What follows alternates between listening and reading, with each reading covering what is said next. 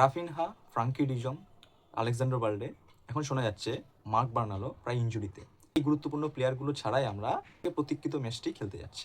হ্যাঁ, আমি Atletico Madrid versus বার্সেলোনার আপকামিং ম্যাচের কথা বলছি, যা একদম দরজায় করা আছে। তাদের স্কোয়াডের তুলনায় আমাদের স্কোয়াড যদি দেখতে যাই, তারা অনেক বেশি শক্তিশালী দল নিয়ে আমাদের হোম গ্রাউন্ডে আসছে।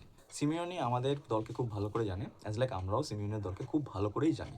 এই ম্যাচে ইনজুরির প্রবণতাটাই পার্থক্য করে দিতে পারে। লালিগায় ম্যাচে হারার পরে সিমিওনে অনেক ক্যালকুলেট করে ইউসিএল এর ম্যাচ খেলতে আসবে, তার উপরে তাদের মাঠে গিয়ে আমাদের সেকেন্ড লেগ খেলতে হবে। এটা বিশাল বড় একটা প্রেশার, কারণ আমরা দেখেছি লামিন ইয়ামালকে তারা কিভাবে ক্রিটিসাইজ করেছিল। এছাড়াও বিভিন্ন ধরনের প্রেশার তাদের দর্শকের থেকে পুনরায় আসতে চলেছে এই সপ্তাহখানিকের মধ্যেই। তারা অপেক্ষা করে আছে আগের ম্যাচের হারার প্রতিশোধ নিতে। বিগত 5টা ম্যাচ দেখলে যদিও তারা 3-4টে ম্যাচ ফ্লপ গিয়েছে, আমরা সেখান থেকে অনেকটা এগিয়ে আছি 4টে ম্যাচ উইন করে। সিমিওনে যে একটা মরণকামড় দিতে চলেছে, এটা অ্যাজ ইউজুয়াল সবাই আমরা জানি। রবার্ট লেভানডস্কির ফর্মে না থাকা, ঠিক উল্টো দিকে আলভারেজের মতো বিশ্ব চ্যাম্পিয়ন প্লেয়ার, রোনাল্ড আরাউহো দিয়ে কোনো রকমের সাইড ব্যাক ঠেক না দেওয়া আমরা করতে হবে মলিনার মতো ফর্মে থাকা প্লেয়ারকে। সিমিওনের আগের দিন অসাধারণ গোলটা আমাদের ফরওয়ার্ড লাইনের মাথা ব্যথার কারণ হতেই পারে, কারণ তারা এখন দুর্দান্ত ফর্মে রয়েছে।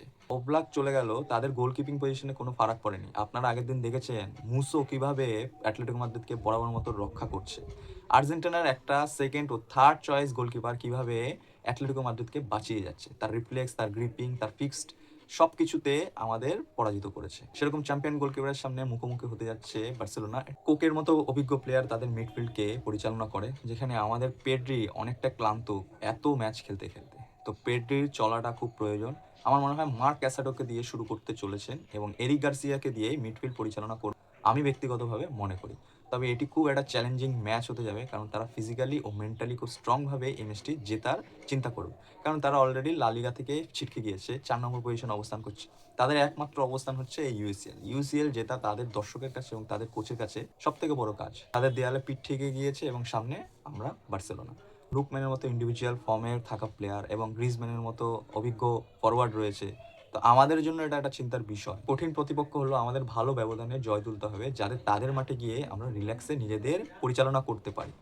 বার্সেলোনা ভার্সেস অ্যাটলেটিকো ম্যাচের রেজাল্ট নিজস্ব হোম গ্রাউন্ডে কী হতে পারে অবশ্যই কমেন্ট বক্সে জানাবেন।